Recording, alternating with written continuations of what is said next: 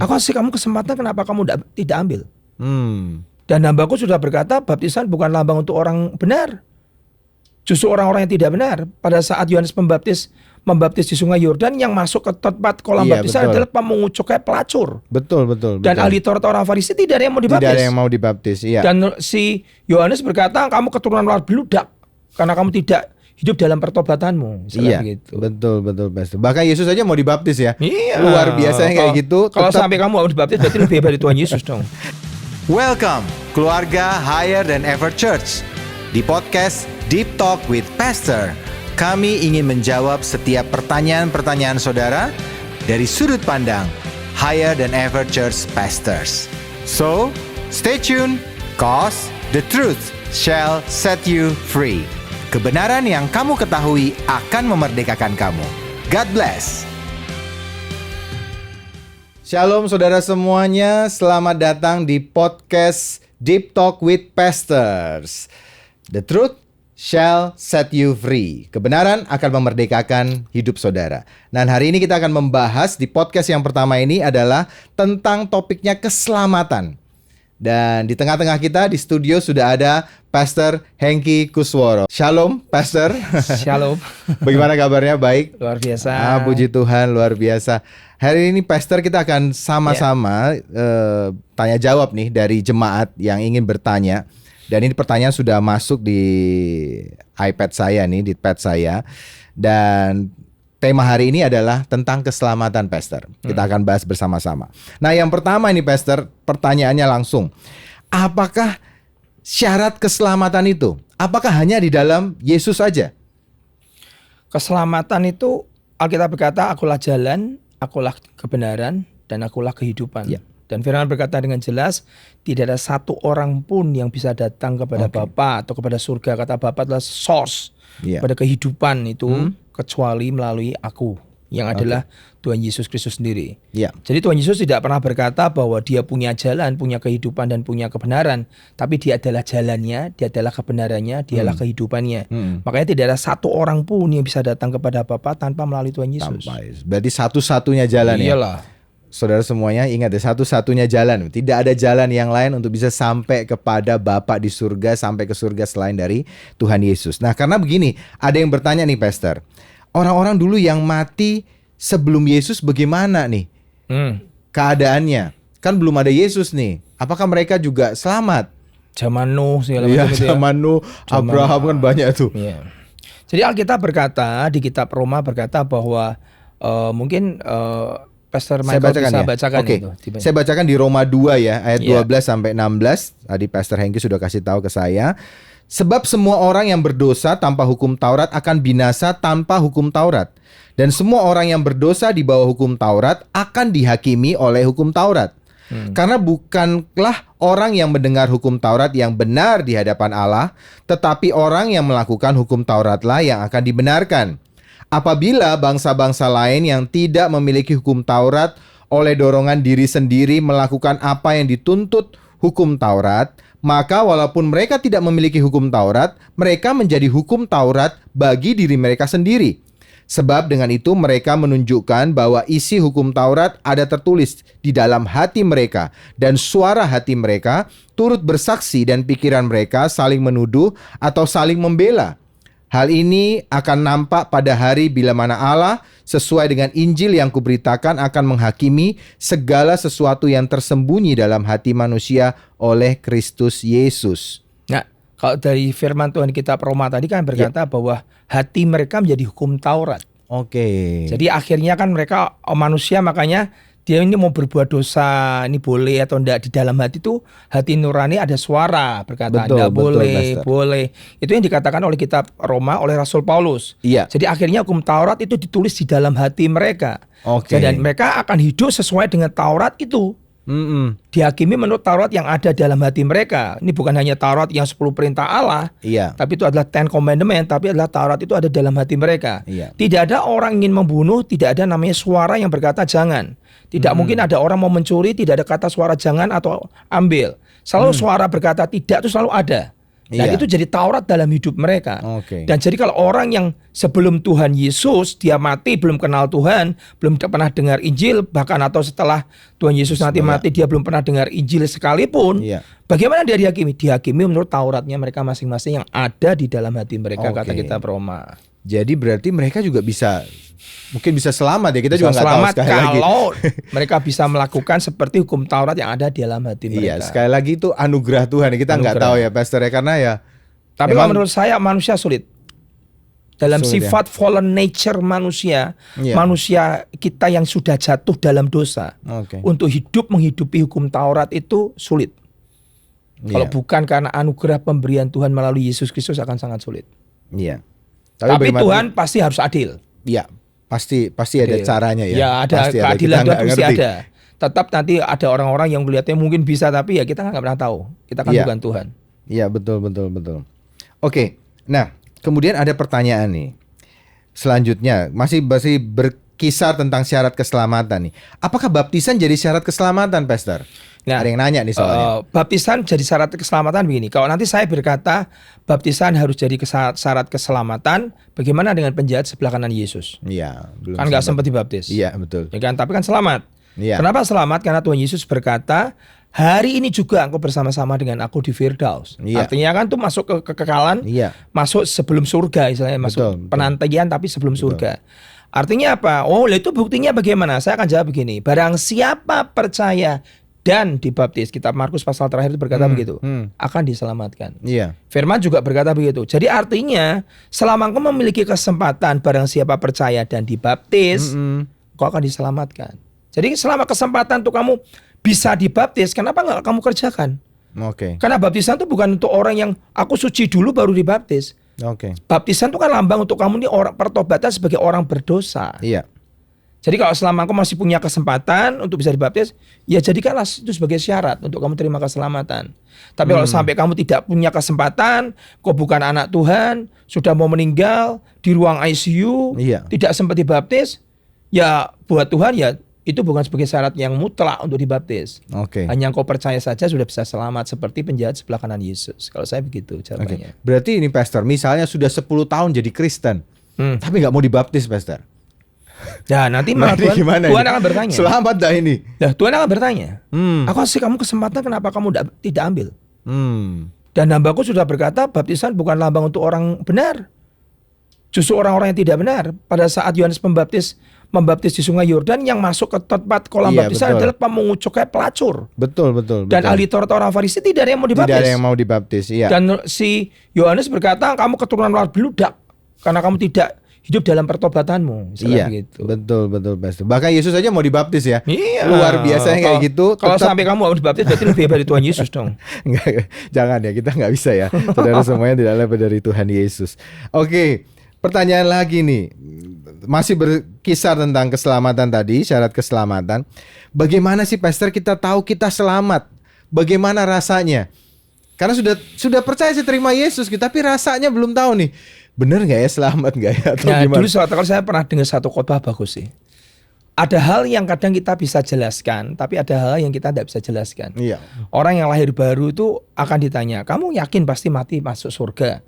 Dan dia mungkin juga sudah berkata, aku sudah mengaku dengan mulutku, dan percaya dalam hatiku, dan aku sudah dibaptis. Walaupun mungkin hidup kan namanya hidup mesti pernah jatuh lagi dalam dosa, tapi hidup dalam pertobatannya. Makanya firman berkata, kerjakan keselamatan dengan takut dan gentar, artinya hidup di dalam pertobatan.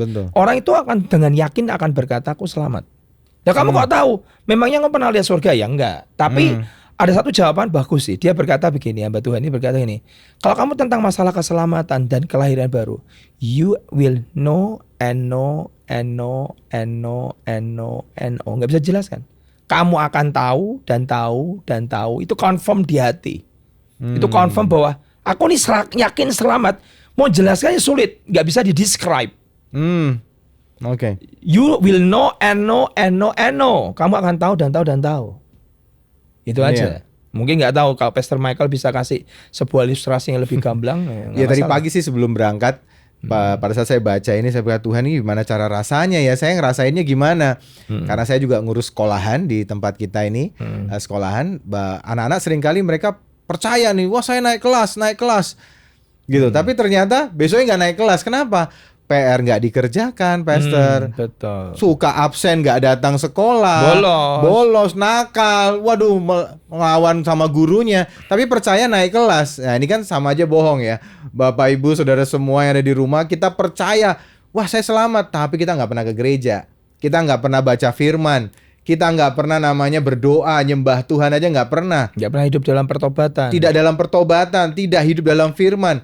Ya tentu saja percaya kita jadi sia-sia, karena Alkitab juga ngomong bahwa orang yang percaya harus dengan perbuatan ya, kan Pastor Hengki ya. Jadi saudara yang tanya ini, khususnya ini bagaimana rasanya orang selamat, nanti tahu sendiri. Pasti itu ada muncul, conviction sebuah keyakinan dari Roh Kudus. Karena Roh Kudus itu bersama-sama dengan roh kita bersaksi. Betul. Bahwa kita ini anak Allah. Kalau anak ya pasti rumahnya di surga tuh. Yes. Pasti. Ya kan? Pasti. Oke, Pastor. Wah, ini masih panjang pertanyaannya. Ini ada agak-agak sulit ini mungkin untuk dijelaskan, tapi saya berdoa Tuhan nanti akan tolong kita semua juga untuk bisa yang mendengarkan juga bisa ngerti. Nah, keselamatan itu karena pilihan atau anugerah, Pastor. Saya bacakan dulu ayatnya, karena ini penanyanya memberikan ayat. Di Yohanes 6 ayat 65 dikatakan begini. Sebab lalu ia berkata, sebab itu telah kukatakan kepadamu, tidak ada seorang pun dapat datang kepadaku kalau Bapa tidak mengaruniakannya kepadaku. Jadi makanya dia tanya nih, apakah karunia? Karena ayat Yohanes 6 ayat 65 dikatakan tidak ada orang yang bisa datang kepada Bapa, kepada Yesus kalau tidak dikaruniakan oleh Bapa di surga. Terus ayat yang berikutnya, kalau dia pilihan, Yohanes 3 ayat 16 kan berkata, barang siapa yang percaya tidak akan binasa tapi memperoleh hidup yang kekal. Ya, jadi berarti kan ada suatu pilihan, memilih untuk dia percaya.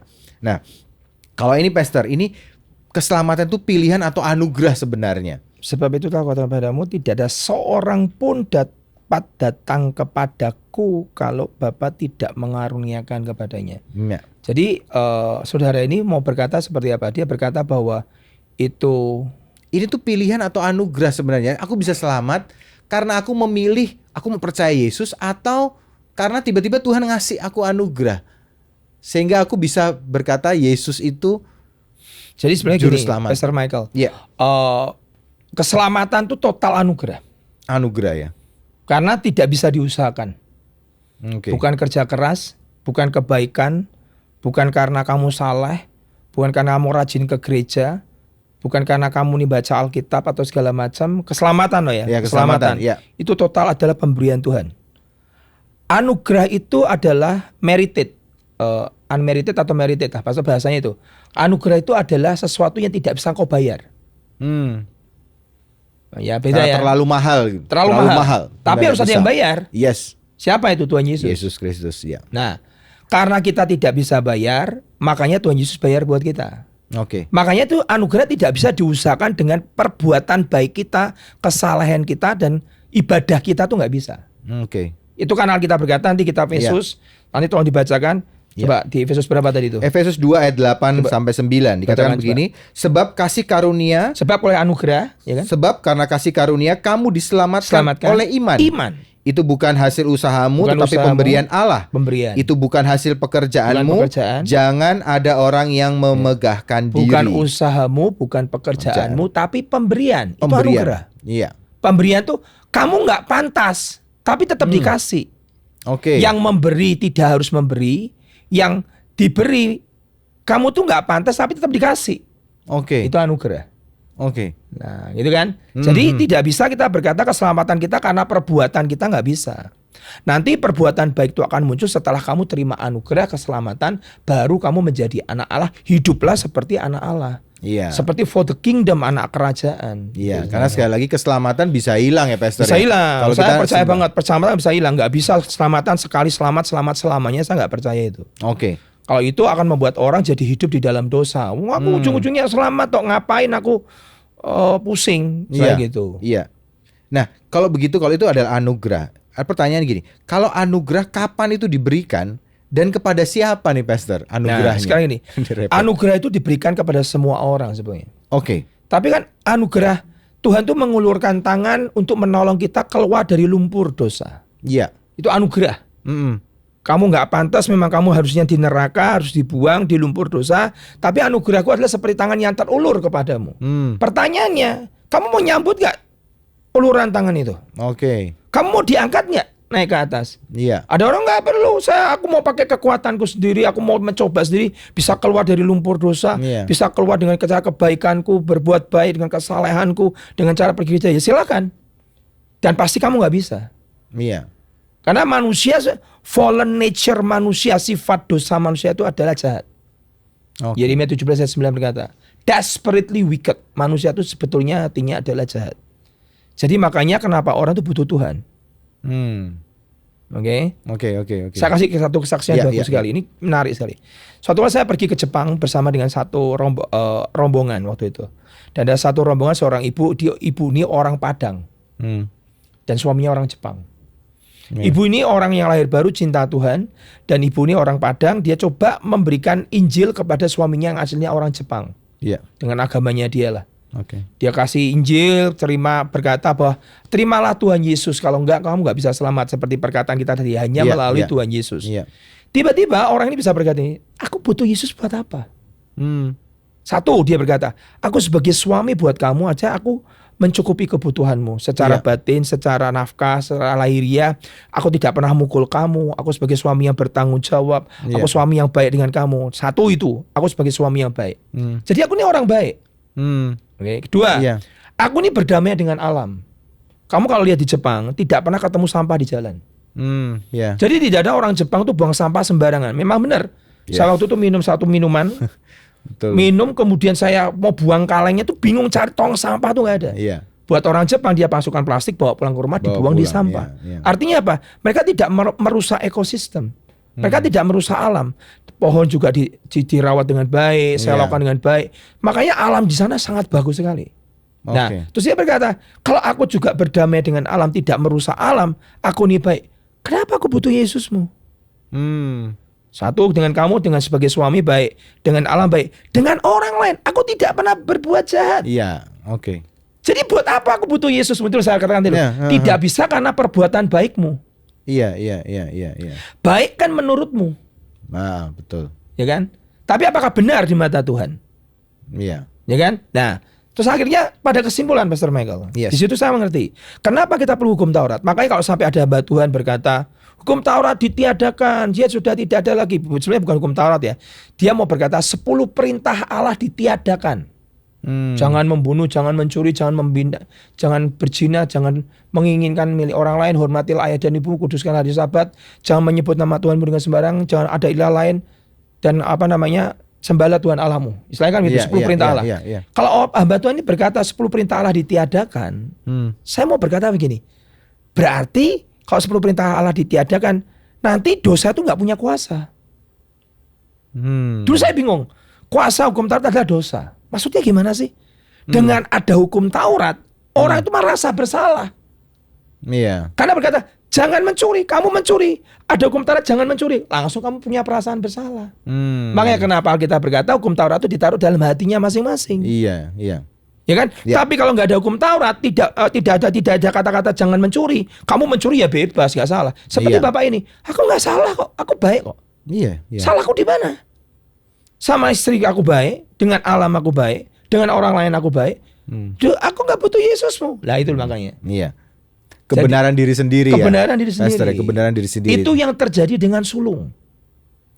Aku tidak pernah melanggar perintah Bapak. Aku bertahun-tahun melayani Bapak. Tapi dia ucapkan satu kata. Tapi makan anak kambing aja nggak pernah. Artinya apa? Dia tidak pernah terima namanya apa? Mercy of God. Anugerah Tuhan dalam hidupnya. Anugerah disediakan, tapi dia nggak pernah terima gitu. Kenapa? Karena dia merasa dirinya baik.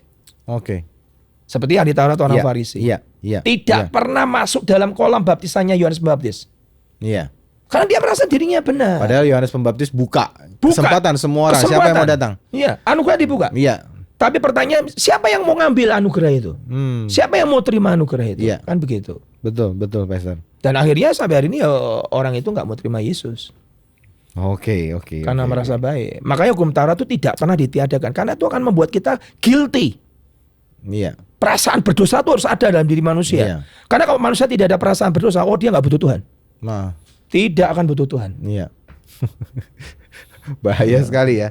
Saudara semua yang di rumah, kalau kita nggak ada hukum Taurat, saudara, kita ini jadi orang yang tidak takut. Tidak takut Tuhan. Pokoknya berbuat dosa, nggak ada hukumannya, Nggak ada hukumannya. bebas pokoknya. Bebas. Saya bayangkan kalau negara kita tidak ada hukumnya. Tidak ada traffic light. Tidak Coba ada bayangkan. traffic light. Wah, semua orang akan Kacau lah. ngacau dan akan merugikan orang lain, malah merugikan diri sendiri juga, saudara ya. Jadi bagaimanapun anugerah diberikan loh, saudara ya. Anugerah diberikan pada semua orang ya, Pastor ya. Yes, betul. Tapi adalah keputusan kita untuk mengambil anugerah itu yang penting. Apa kita mau ambil itu atau kita berkata saya tidak butuh. Saya Ya, baik. Saya baik. Nggak bisa.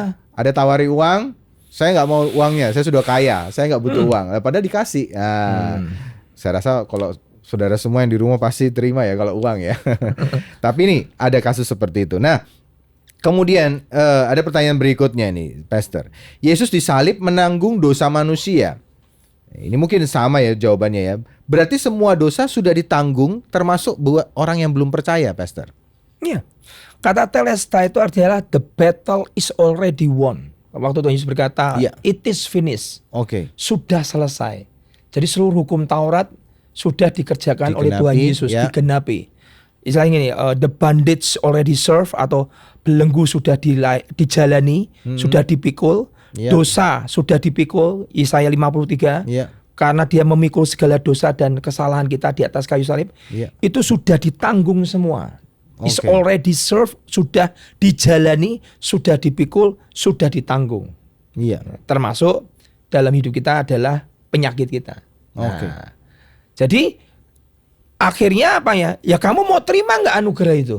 Iya. Dan ditawarkan, Betul. sudah dibuka untuk semua. Iya, betul. Ya kan? Mau nggak kamu terima? Nggak mau ya sudah, nggak bisa. Tetap manusia dikasih free will mau memilih Tuhan atau tidak. Iya. Makanya kita berkata apa? Pilihlah kehidupan dan bukan kematian. Pilihlah berkat dan bukan kutuk. Iya. Jatuhnya ke free will. Satu perkataan bagus Pastor Michael. Iya. Saya baru belajar minggu-minggu ini. Free will itu diberikan ke manusia. Dan free will itu tidak akan pernah ada maknanya atau useless, tidak berguna tanpa sebuah option. Pilihan. Oke. Pada saat orang bertanya sama saya bilang gini, kalau Tuhan ngerti ujungnya Adam dan Hawa jatuh dalam dosa, kenapa dia ciptakan pohon pengetahuan yang baik dan itu sering jahat? tuh, sering ditanyain tuh, Pak. Ya kan? Sering tuh. Sering kan? Ini berarti Tuhan sengaja nih. Loh, biar Tuhan ngerti ini loh, jatuh nih. Adam dan Hawa jatuh dalam dosa kok. Kenapa dibuat Iya. pohon pengetahuan yang baik dan jahat? Itu namanya free will. Iya. Free will itu tidak akan ada gunanya. Kan sudah dikasih free will nih manusia. Iya, iya. Tapi tidak pernah dikasih pohon pengetahuan yang baik dan jahat. Berarti free will itu nggak ada gunanya. Iya. Kamu tidak memilih. Harus ada ujiannya, Pak. Harus ada ujiannya. Ujiannya betul, ya. Iya. Free will itu akan jadi berguna, akan ngerti. Tuhan mau berkata, aku mau kamu tuh pilih aku. Iya. Dia tidak mau Tuhan jadi kayak robot manusia. Kanan, sembah, ke gereja. Iya. Misalnya, buka kitab, baca Alkitab. Buka mata. Angkat tangan, nyembah Tuhan. Tuhan tidak mau ciptakan kita robot. Iya. Tuhan menciptakan free will dalam diri manusia sampai manusia itu memilih, aku pilih Tuhan dan bukan pilih dunia.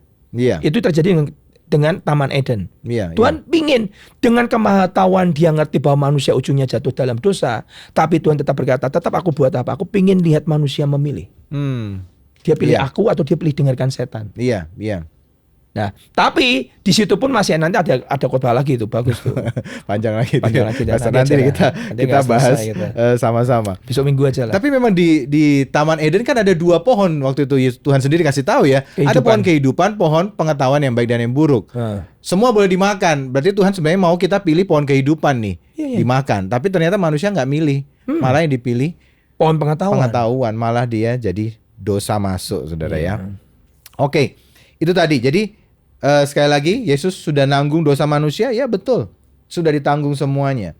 Cuma saya kadang mikir, tadi pagi itu saya mikir gini, kalau ada anugerah kan diberikan nih, Pastor ya, supaya dosa kita ditanggung.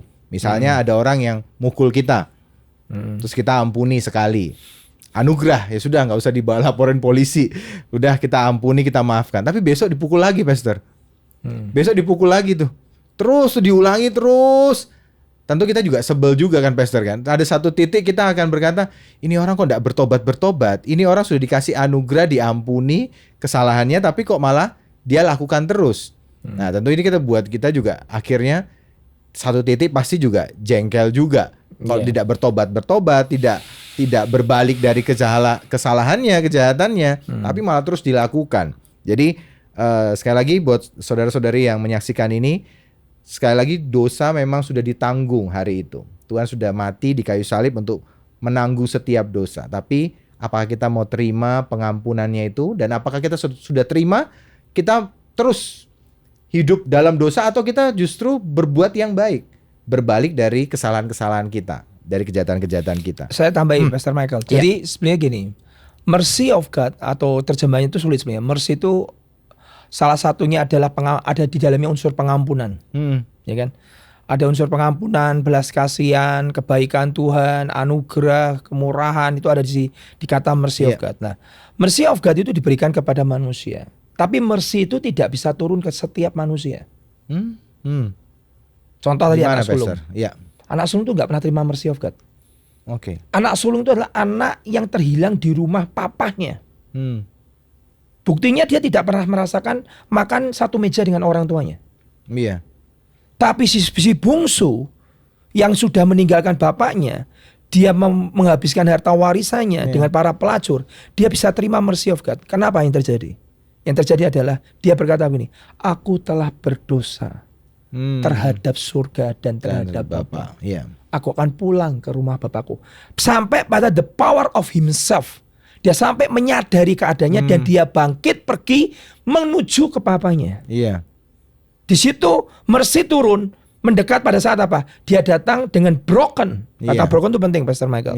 Orang butuh sebuah namanya hancur, sadar diri, admitted bahwa dia ini bersalah. Orang harus cukup sadar bahwa ini orang berdosa, butuh Tuhan. Di situ mercy of God baru bisa turun. Betul. Tapi kalau tidak ada broken, tidak ada orang yang bertobat, mercy nggak bisa turun. Kenapa? Karena mercy disediakan untuk semua. Buktinya sulung. Sulung lebih memilih hidup dalam self righteousness. Ternyata pelayanannya dia tidak bisa membuat anugerah Tuhan turun. Ya kan, aku tidak pernah melanggar perintah Bapa. Aku melayani di ladang Bapa. Ya kan? Tapi tidak pernah terima namanya mercy of God. Jadi mercy diberikan kepada semua, tapi butuh namanya broken. Karena Bapak itu nunggu di rumah, sebenarnya nunggu, bukan dia sampai dia bukan datang ketemu anak, dia nunggu nih. Begitu anaknya sudah muncul baru the power of choice. Baru Bapak datang sambut dia. Begitu dia kembali disambut. Pastor Hengki. Ini pernah mungkin ini jemaat ini yang melayani orang nih. Karena gini, seringkali kita alami sudah melayani seorang dengan baik nih, sudah diinjili, tapi kemudian akhirnya meninggalkan Yesus. Padahal kita sudah berusaha nih, sudah melayani, mengajar. Nah, apakah memang sudah ditentukan tidak selamat? Atau kita nggak bisa menghakimi sekarang mungkin? Gini. Kita tidak boleh ngomong tidak selamat sampai nafas terakhir. Karena saya berkali-kali, kalau saudara adalah orang yang suka mendoakan orang masuk rumah sakit, terutama di ruang ICU. Kadang in the last minute manusia itu Tuhan itu kasih kesempatan yang itu adalah sebuah choice. Walaupun nanti kita harus fair toh. Orang yang bertobat di akhir-akhir menit kayak misalnya orang penjahat sebelah kanan Yesus. Ya tidak mungkin toh dia di surga tingkat 3 toh. Surga kan tingkat 3 seperti kata Paulus kan. Artinya ya tidak mungkin dia terima kemuliaan, terima crown, terima mahkota, terima yang lebih besar. Masih ada sesuai level dengan apa yang dikerjakan selama hidup di muka bumi. Tapi kan minimal masuk surga. Sudah selamat, sudah puji Tuhan. Ya, kan selain gitu. Iya betul. Nah, tadi pertanyaan gimana? Jadi bagaimana tuh kalau kita sudah melayani orang, sudah sungguh-sungguh, ternyata terus dia meninggalkan Tuhan, malah sudah capek-capek nih. Apakah memang tidak selamat? Atau gimana? Belum tentu. Kita tidak tahu last minute-nya dia. Betul. Karena Tuhan itu saya percaya banget, dia tidak menginginkan semua manusia binasa. Tapi mereka beroleh hidup yang kekal. Masuk dalam sebuah pertobatan, kata 1 Petrus berkata begitu. Tidak ingin manusia itu binasa, tapi ingin membawa manusia itu dalam keselamatan. Tapi kan akhirnya kena kepada free will lagi. Betul. Gitu. Dan kita pokoknya nggak bisa menghakimi sampai detik terakhir ya. Karena biasa juga orang cinta Tuhan, tapi detik terakhir bisa saja meninggalkan Tuhan. Ada yang jahat, last detik minute terakhir bertobat. Nah, selamat. Yang pertama menjadi terakhir, yang terakhir menjadi yang pertama. Bisa terjadi itu. Yes. Oke, Pastor. Nah, sekarang masuk ke sub yang ketiga nih. apakah keselamatan bisa hilang? Nah, apa yang membuat keselamatan bisa hilang dari seseorang? Ini ada pertanyaan seperti itu karena dia tanya gini, soalnya di Ibrani 10 ayat 2, ayat 10 dan 14 ini saya akan bacakan. Sebab jika hal itu mungkin, pasti orang tidak mempersembahkan korban lagi, sebab mereka yang melakukan ibadah itu tidak sadar lagi akan dosa setelah disucikan sekali untuk selama-lamanya. Jadi disucikan sekali untuk selama-lamanya. Dan karena kehendaknya inilah kita telah dikuduskan satu kali untuk selama-lamanya oleh persembahan tubuh Yesus Kristus. Sebab oleh satu korban saja ia telah menyempurnakan untuk selama-lamanya mereka yang ia kuduskan. Jadi penanya ini bertanya, kalau di Ibrani 10 ayat 2, 10, 14 ini dia menjelaskan sekali orang itu dikuduskan, sekali orang itu diselamatkan sama Tuhan, maka dia akan terus selamat, dikuduskan terus. Nah, apakah saya bisa hilang keselamatan kalau saya sudah percaya pada Yesus? Kalau saya jawaban saya adalah sangat bisa hilang.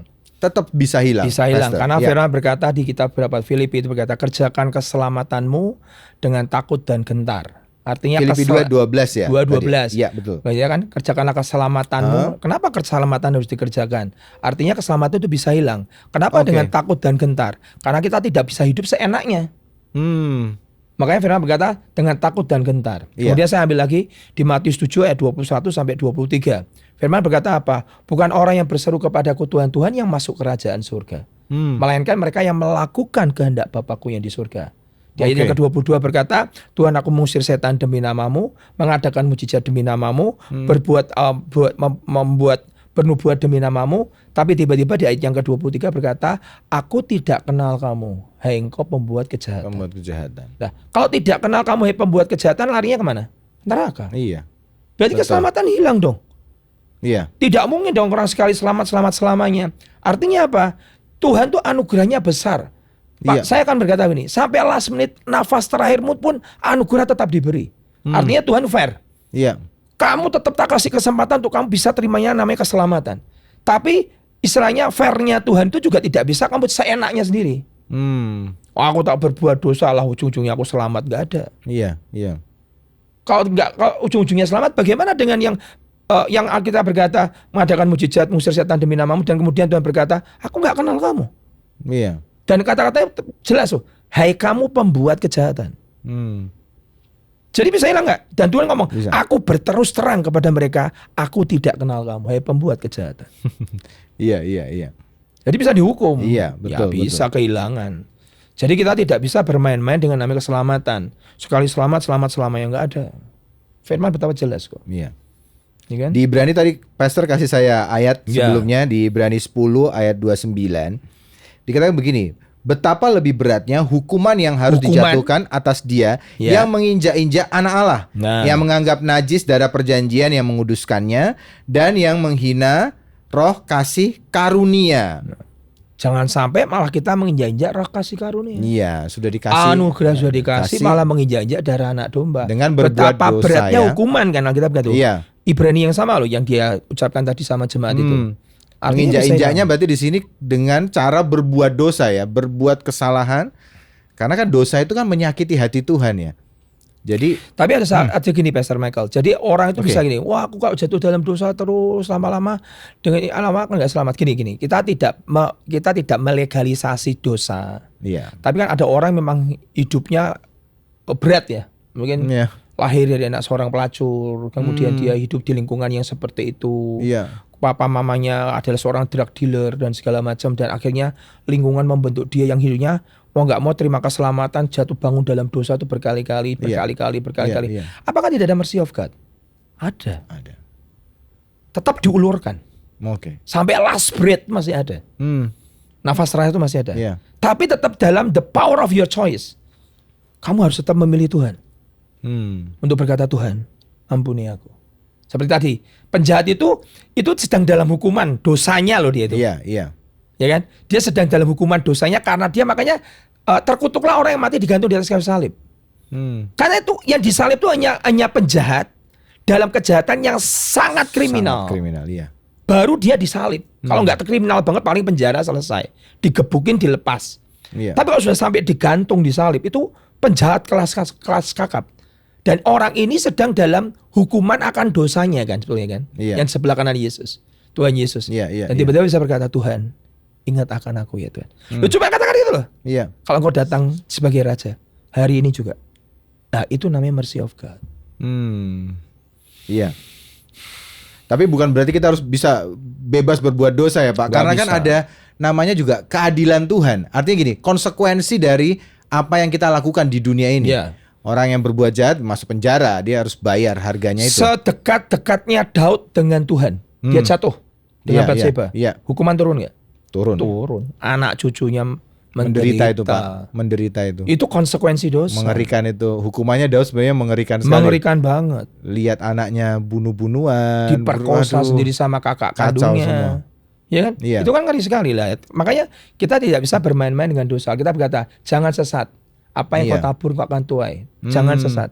Betul. Kau tidak bisa mempermainkan Allah. Taburan tuai itu ada. Entah yang baik, entah yang jahat. Iya. Ya kan? Jadi saudara semua yang ada di rumah, ingat ya, sekali selam belum tentu loh saudara ya. Saudara harus kerjakan keselamatan kita dengan takut dan gentar saudara. Betul anugerah diberikan, betul kita dikuduskan, bahkan sampai akhir Tuhan terus tungguin kita. Kalau kita bertobat, kita minta ampun, kita akan diberikan keselamatan. Tapi bukan berarti sepanjang hidup kita boleh berbuat dosa. Karena sekali lagi, Tuhan itu setia dan adil. Setia mengampuni, tapi adilnya itu loh bahaya saudara. Artinya apa? Kita akan menerima konsekuensi dari perbuatan-perbuatan dosa yang kita lakukan. Nah kalau saudara nggak kuat dengan konsekuensinya, nah itu bahaya, kita bisa-bisa terhilang. Dan kita juga mengalami yang namanya kesulitan dalam kehidupan kita. Oke, pertanyaan berikutnya Pastor Hengki. Nah kali ini sekarang berhubungan dengan keluarga ini. Tapi juga berhubungan dengan keselamatan ya. Pertama, pertanyaan begini. Iman kita ke Tuhan bisa nggak menyelamatkan keluarga kita? Di Kisah Para Rasul 16 ayat 30 dikatakan begini. Ia mengantar mereka keluar sambil berkata, Tuhan, Tuhan, apakah yang harus aku perbuat supaya aku selamat? Jawab mereka, percayalah kepada Tuhan Yesus dan engkau akan selamat, engkau dan seisi rumahmu. Nah itu pertanyaan nih. Apakah cukup imanku saja membuat keluargaku yang belum percaya Yesus juga bisa selamat gitu? Kalau saya percaya dua-duanya. Oh dua-duanya. Jadi saya percaya dua-duanya gini. Satu orang bertobat, seluruh keluarga akan diselamatkan. Di kitab Kisah Rasul berkata begitu. Itu adalah sebuah privilege. Begitu ada satu orang bertobat dalam keluarga, dia jadi imam. Yang istilahnya dia akan menjadi perantara antara Tuhan dengan dia dan saudara-saudaranya dan keluarganya. Artinya isinya buat saya gini, dispensasi Tuhan itu besar lah. Ya, ada satu orang yang bertobat jadi imam, berdoa untuk orang tuanya, keluarganya, mamanya, papanya, omanya dan segala macam, bisa terima keselamatan. Buat saya tetap namanya kebaikan Tuhan, namanya mercy of God itu tetap akan turun dalam hidup orang itu lebih besar, lebih luar biasa. Ya. Nah, tapi juga mungkin saudara juga berkata begini, tapi buktinya ada, misalnya orang ini sudah kenal Tuhan Yesus, tapi yang itu juga mati nggak di dalam Tuhan. Kan? Nah, itu bagaimana Pastor menjawab dengan jawaban Kisah Rasul tadi? Satu orang bertobat, seluruh keluarga diselamatkan. Ya jawabannya adalah kembali ke free will. Mercy diberikan kepada siapapun. Tapi orang itu tidak bisa terima mercy kalau nggak ada broken. Broken itu apa? Pertobatan. Dia tidak pernah berkata, Tuhan tolong aku. Ya Tuhan bagaimana bisa menolong? Tuhan ingat aku. Cuma penjahat kan cuma ngomong cuma simple. Tuhan ingat aku. Langsung hari ini di Firdaus. Jadi tetap manusia diberikan namanya the power of choice, the power of himself. Diberikan kuasa untuk memilih. Itu yang sebenarnya gini. Tuhan itu sangat terbatas dengan apa? Dengan free will manusia. Kalau sudah dia punya, aku mau yang gini, ya sudah itu pilihanmu. Ya, kalau saya lebih percaya begitu. Jadi sebenarnya kenapa bisa keluarganya bisa diselamatkan ya? Tentu kalau orang sudah kenal Yesus, dia harus menginjil kan. Karena Yesus kan sudah suruh ya. Sampaikan beritakanlah terus Injil. Hidupmu jangan jadi batu sandungan. Nah itu nanti ada nih pertanyaannya ini Pastor ini berikutnya. Jadi cara praktikal untuk menerangkan keselamatan kepada orang yang tidak percaya adanya Tuhan gitu loh. Bagaimana cara menjelaskannya secara praktek kepada orang supaya mereka itu terutama kepada keluarga lah ya terutama kepada keluarga supaya mereka bisa selamat, bisa terima Tuhan. Apakah perlu iman supaya diselamatkan atau seringkali ngucap aja cukup, berkata-kata saja cukup. Misalnya kita tuntun, ayo ikuti doaku. Dalam nama Tuhan Yesus aku percaya Tuhan adalah Tuhan dan juru selamatku. Catat namaku dalam kitab kehidupan. Itu tetap penting. Amin. Itu tetap penting. Ya gimana Itu Pastor? tetap penting. Tetap penting. Mengucap percaya engkau diselamatkan, percaya di hati dengan mulutmu engkau mengaku engkau diselamatkan, dengan hati percaya engkau dibenarkan. Iya, betul. Itu tetap penting. Tetap penting. Tapi yang lebih penting lagi adalah bisa nggak kita menjadi suratan Kristus buat keluarga kita? Oke. Kalau hidupmu kamu anak Tuhan, pelayanan, tapi kamu jadi batu sandungan sebagai istri tidak pernah ngurusin suaminya. Keluarga kamu bengkelaikan semua. Suamimu nggak anak Tuhan, anak-anakmu juga lihat living kehidupan sebagai istri kok mama seperti itu. Ya kamu jadi sandungan. Jadi akhirnya kamu tidak bisa jadi Injil yang hidup buat mereka. Oke. Ya kan? Orang tuh lebih bisa bertobat dan melihat bagaimana Kristus dalam nyata dalam melalui hidup kita. Iya. Ya kan? Tapi seringkali orang Kristus jadi batu sandungan. Sekolah nggak bener, bolosan, nipu utang rekan bayar. Ya gimana orang mau bertobat? Iya. Ya kan gitu kan, sering gitu. Betul. Makanya orang kan berkata, ngapain aku jadi Kristen dong, kerjanya dia nipu. Soalnya begitu. Kalau orang utang nggak bayar dengerin omongnya Pak Benikus Bin kemarin tuh bagus sekali itu. Nanti lihat di YouTube. Ya di YouTube. Bagus sekali itu. JK Higher Than Ever tuh khotbahnya Evangelis Deep Talk. Ya, Deep Talk. Oh, Deep Talk. Di Deep Talk dengan Evangelis Benikus Bin. Wah, itu luar biasa itu ya. Dan kemudian ini pertanyaan sama sih, mirip-mirip. Kalau dengan keluarga, Pastor, bagaimana sih saya nginjilin Bapak yang belum percaya kepada Yesus supaya Bapak ini bisa legowo ikut Yesus? Bisa saya dulu tuh kalau senang. nginjil orang tadi yang pertama saya lebih banyak ke hidup ya, kehidupan pribadi yang menunjukkan bahwa transformasi hidupmu itu membuka mata mereka. Iya.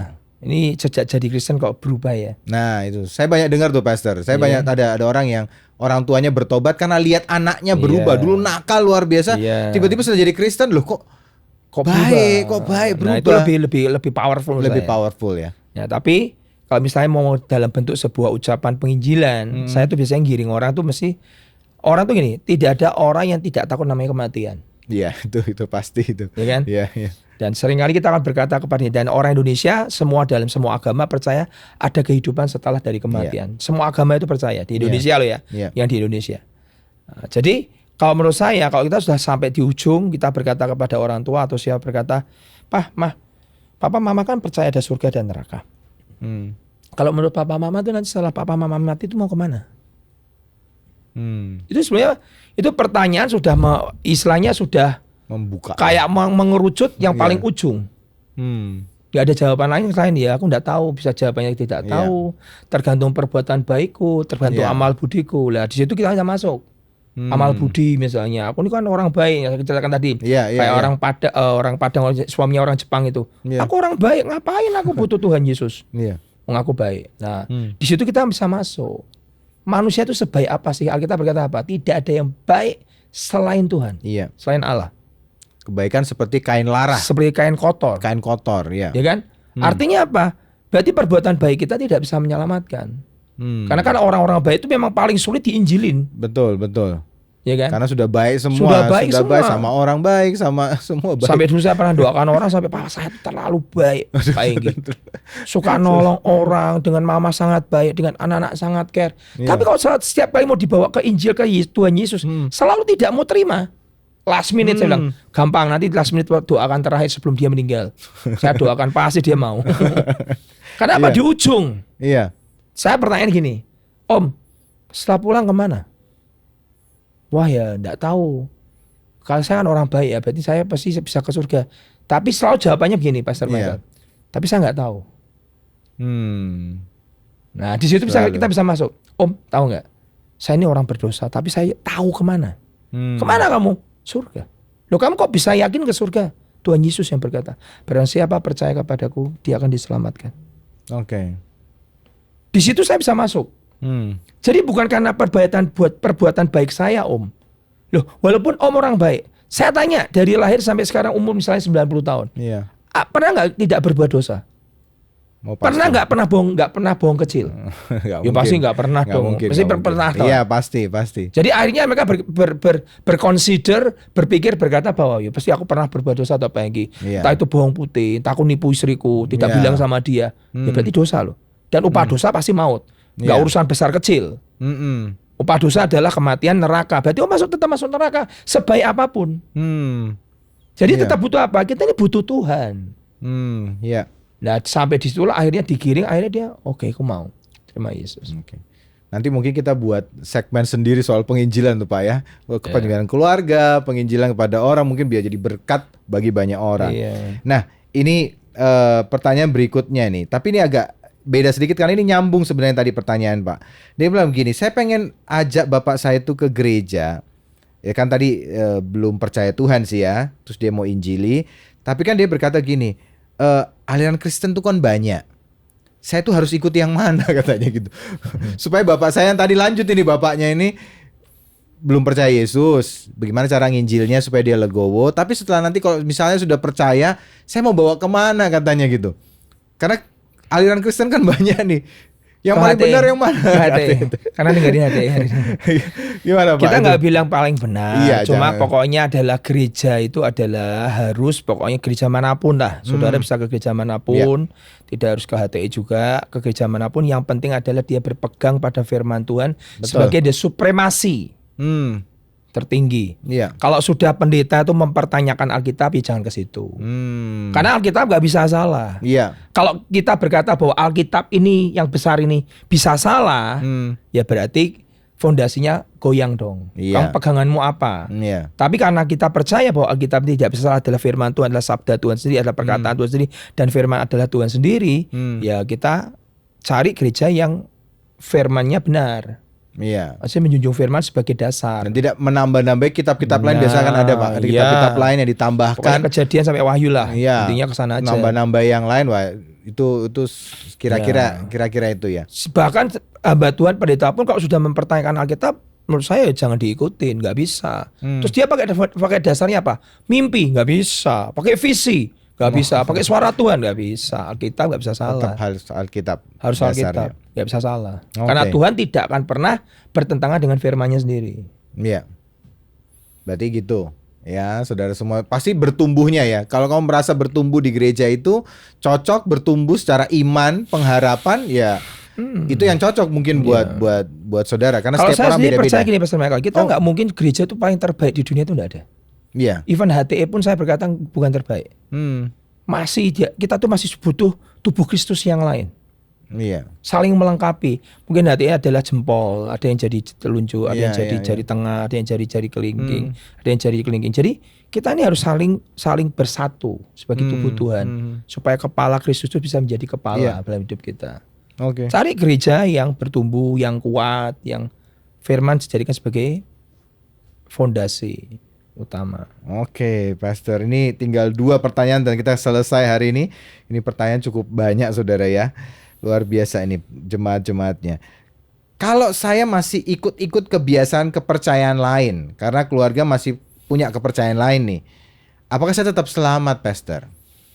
Gini, saya nggak bisa bilang selamat tidak selamat, itu kan urusannya Tuhan. Tapi saya mau bicara kepada firman Tuhan, berkata, kuduslah kamu sebab Tuhanmu adalah kudus. Kata kudus adalah to be set apart. Engkau dipisahkan. Kata yang dipisahkan itu artinya adalah engkau dipisahkan, itu artinya to be cut off. Artinya ya kamu nggak nyampur. Gelap dan terang tidak bisa bersatu. Ada kebiasaan-kebiasaan yang lama yang kita tidak bisa ikuti. Begitu kamu ikut Tuhan Yesus, nah itu menurut saya kata hendaklah engkau kudus sebab Tuhan Allahmu adalah kudus. Artinya apa? Pisahkanlah dirimu dari gelap menuju terang. Ya, kamu nggak bisa nyampur. Jawaban saya gitu, Pastor. Mungkin Pastor Michael mau nambahin. Jadi berarti bagaimanapun kita juga harus mulai atur diri kita ya. Kalau sudah lihat itu sesuatu ya yang bertentangan dengan firman Tuhan, apalagi khususnya bertentangan ya.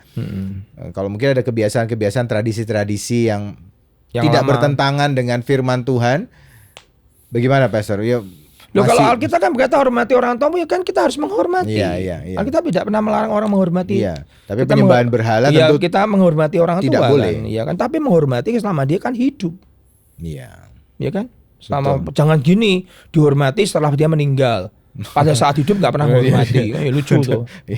Karena kita kan berkata hormati orang tuamu pada saat dia hidup kan. Oke. Gitu ya. Saudara-saudari semua yang bertanya akan hal ini. Dan yang terakhir sebelum kita tutup hari ini, podcast hari ini, pertanyaan yang terakhir nih.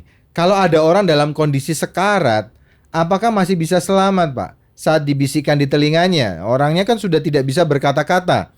Roma 10 ayat 9 berkata, sebab jika kamu mengaku dengan mulutmu bahwa Yesus adalah Tuhan dan percaya dalam hatimu bahwa Allah membangkitkan dia dari antara orang mati, maka kamu akan diselamatkan.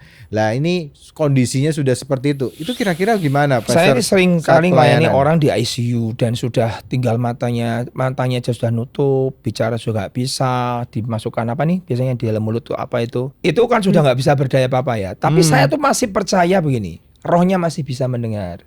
Rohnya masih bisa berbicara, rohnya masih menangkap, karena kehidupan masih ada di situ. Oke. Ya kan. Jadi seringkali yang saya lakukan adalah saya bicara terus ke telinganya dan saya ngomong kepada manusia rohnya. Oke. Tante, Om, terima Tuhan. Ini engkau sedang di ujung sebuah persimpangan. Pasti kalau orang dalam keadaan koma begitu, seringkali saya lihat dia itu dalam sebuah persimpangan mau jalan kemana gitu. Nah, selalu saya bisikan perkataan kalau engkau lihat Tuhan Yesus, ikut Tuhan Yesus. Okay. Dan menurut iman dan kepercayaan saya, karena kitab Yudas berkata begini, bahwa kitab Yudas sebelum kitab Wahyu berkata adalah dia merampas mereka dari api. Jadi Tuhan itu bukan dengan bahagia anaknya masuk neraka tuh nggak ada. Iya. Karena Pasti, cinta dan belas kasihan Tuhan. Saya pakai kata bagus, reckless love, seperti judul lagu itu. Iya. Kasih yang diberikan tanpa batas, kasih yang tidak hitung-hitungan. Kasih yang tetap diberi walaupun tidak disambut. Iya. Kasih yang tetap diberi walaupun mereka tidak menerima, tapi tetap dikasih. Itu namanya reckless love. Iya. Jadi kasih yang betul-betul tidak terbatas memberi kepada manusia, yang tidak dibalas dan kasih balasannya kadang malah menyakitkan. Tetap dikasih. Nah, saya mempercaya itu. Oke. Itu namanya reckless love. Artinya Tuhan tuh kasihnya sebesar itu, seluas samudra. Iya. Jadi ya kita nggak bisa menghakimi selamat apa enggak, dia nggak bisa respon apa-apa. Iya. Tapi di menit terakhir itulah saya pakai kesempatan tuh ngomong sama dia sebelum nafasnya diambil. Iya. Dan nanti urusan selamat Anda itu urusan Tuhan, udah. Iya. Yang penting kita sudah berusaha semaksimal. Karena kan kita berkata, aku merampas dia dari api. Okay. Ini menit terakhir nih sebelum masuk ke api nih, bilang gitu. Karena nggak percaya Yesus nih. Yeah. Ya saya ngomong Injil, saya ngomong tentang Kristus, saya namanya keselamatan hanya di dalam Yesus. Di situ entah nanti dia pilihannya berkata Tuhan aku mau ikut kamu seperti penjahat, walaupun tidak bisa merespon dengan mulut dan mata dan telinga dan apa, yaitu urusannya Tuhan. Oke, Pastor. Gitu kan? Oke. Ini sudah selesai semua pertanyaannya, Pastor Hengki. Terima kasih. Tapi sebagai penutup, Pastor Hengki mungkin bisa kasih satu pesan buat jemaat. Juga ya teman-teman yang menyaksikan juga podcast ini. Kalau sudah terima anugerah, apa yang harus dilakukan, Pastor? Sudah terima anugerah keselamatan ini. Jadi anugerah keselamatan itu pemberian dari Tuhan cuma-cuma. Oke. Karena kita nggak bisa bayar. Ya, makanya Tuhan Yesus yang bayar buat kita. Tapi anugerah Alkitab berkata bukan untuk dipakai untuk melampiaskan hawa nafsu. Kita bisa berkata anugerah yang diberikan kepadaku bukan untuk memuaskan hawa nafsuku. Artinya kerjakanlah anugerah itu keselamatan dengan takut dan gentar. Kalau orang jatuh dalam dosa itu ya sifat alami manusia itu ada. Tapi kembalilah kepada brokenness tadi. Pertobatan, mercy akan turun. Ya, setiap kali ada namanya broken, hancur, hati yang patah remuk, Alkitab berkata tidak pernah dipandang hina. Tuhan dekat dengan orang yang hatinya patah dan remuk. Orang Tuhan itu dekat, bersemayam dengan orang yang hatinya patah dan remuk. Jadi artinya apa? Mari datang terus dalam pertobatan. Makanya suatu kali saya pernah baca satu artikel dari Mother Teresa berkata, hiduplah dalam pertobatan itu tiap hari.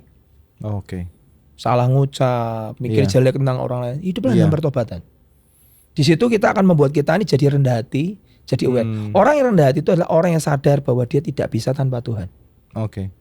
Itu rendah hati. Jadi kalau kamu bisa tanpa Tuhan ya itu berarti kesombongan. Nah, kesombongan itu tidak bisa membuat kita terima anugerah. Seperti si sulung, self righteousness. Tidak bisa membuat dia terima anugerah. Hanya orang yang rendah hati, yang God give grace to the humble. Kata kitab 1 Petrus, Tuhan memberikan anugerah kepada orang yang rendah hati. Rendah hati adalah kau sadar kau tidak bisa tanpa Tuhan. Pastor, saya ada satu pertanyaan yang penting sekali. Tadi kalau orang yang sudah percaya ke Tuhan, tetapi kemudian dia meninggalkan Tuhan, terus dia balik lagi, boleh nggak, Pastor? Apakah dia tetap diselamatkan? Bisa. Mercy of God itu besar. Mercy of God besar ya? Besar. Jadi orang, istilahnya gini, kita nggak bisa menghitung mercy of God. Kasih Tuhan yang besar itu tidak bisa diperhitungkan dengan logika. Dia tetap memberi walaupun dia tidak terima balas. Dia tetap memberi walaupun disakiti. Dia tetap memberi walaupun kita ini tidak setia. Iya. Itu mercy of God. Nah disitulah kita tidak bisa berkata, oh ini mati selamat binasa. Ya kita tidak bisa berkata gitu. Tidak bisa ya? Karena mercy of God kita nggak bisa pikirkan pakai logika. Asal di titik terakhirnya itu ya. Ingat, apakah broken. dia tetap bertahan di titik terakhir Broken. cinta Tuhan ya? Cinta Tuhan dan broken. Apakah Apakah dia tetap berkata, Tuhan, aku butuh Engkau, ampuni aku. Nah itu. Kalau kita nggak butuh Tuhan malah bahaya. Oke. Baiklah saudara-saudari semuanya, itu penjelasan dari Pastor Hengki tentang keselamatan. Ada begitu banyak pertanyaan yang sudah dijawab. Semoga ini bisa jadi berkat buat saudara semuanya, saudara yang menyaksikan podcast ini. Dan minggu depan kita nanti akan ketemu lagi di podcast yang kedua. Kita akan membahas masalah dosa kalau hari itu ya. Jadi tunggu nanti podcast berikutnya, kita akan bahas masalah dosa, apa aja di dalamnya. Nah minggu depan nanti kita akan saksikan bersama-sama. Terima kasih Pastor Hengki buat waktunya yang diberikan. Tuhan Yesus memberkati pelayanannya. Semua gereja bisa berkembang jadi berkat bagi banyak orang. God bless. God bless you. Sampai jumpa semuanya. Tuhan Yesus memberkati. God bless you. God bless.